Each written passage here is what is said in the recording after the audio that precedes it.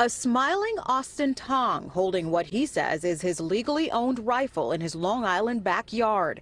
The picture that now has him in disciplinary hot water with Fordham University. I was charged by the school for hate crime and intimidation threats. But the 21-year-old senior says there were no threats made in this post captioned, "Don't tread on me," and hashtagged with the anniversary of the Tiananmen Square protests. I want to use that moment that we talked about to appreciate the rights we have in this country. I'm a Chinese immigrant, so I really appreciate what we have in this country. And it's not just about me. You know, you contacted me. There were hundreds of people. I'm sure thousands of people saw this. A lot of love from people across the country, friends and family. And I really appreciate that. But, you know, people are not happy with this. And at first it was about me. And I saw this reaction and I thought, you know, we need to tell these institutions. And that's what you do. You tell these institutions that they can't do this. Our rights should not be infringed upon. We have free speech in this country. And what they did is an explicit attack on free speech. And right, critics will say, oh, it's a private university.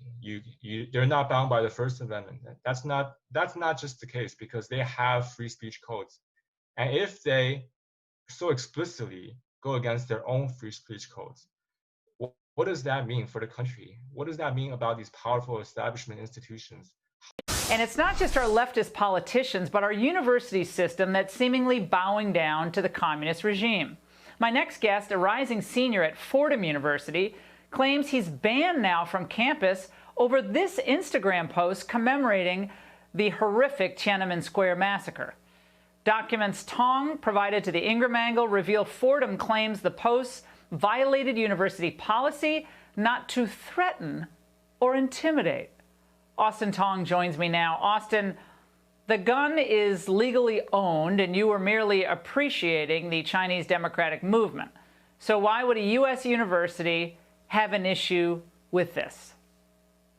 Well, hi, Laura. So I think that they have an issue with anything that they disagree with, and they want to silence any voice they don't like. And that's really what happened. And they silenced me because they don't like what I said. And I will not back down to that.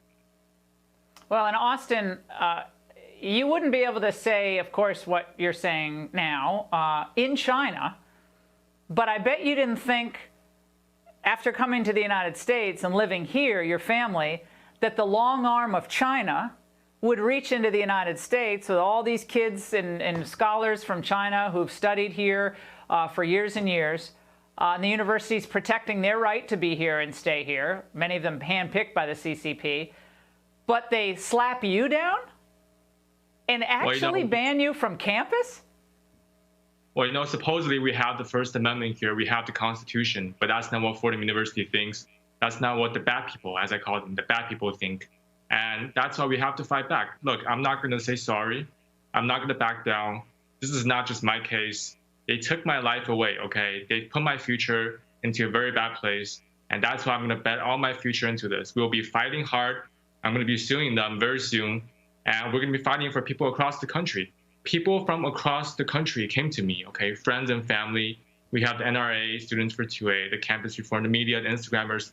We are forming a new movement against this because no more can we be silenced by the institutions that have overpowered us. We will let them know there is consequence to this.